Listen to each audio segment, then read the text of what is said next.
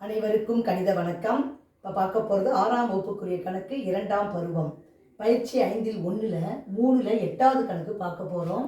இயற்கணித கோவையை பரவுரு வரைபடமாக மாற்றுக அப்படின்னு சொல்லி கொடுத்துருக்காங்க. கொடுக்கப்பட்ட கணக்கு என்ன? LM - N வகுத்தல் PQ + R அப்படின்னு கொடுத்துருக்காங்க. இந்த கணக்கை நம்ம எப்படி செய்ய போகிறோம்னு பார்ப்போம். ஃபஸ்ட்டு L × M போட்டுக்கிறேன். L ×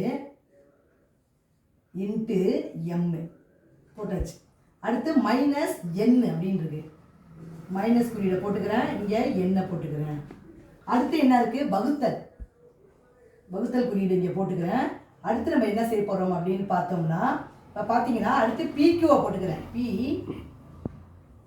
× Q. அதுக்கு அடுத்து இருக்கு என்ன? ப்ளஸ்ஸு.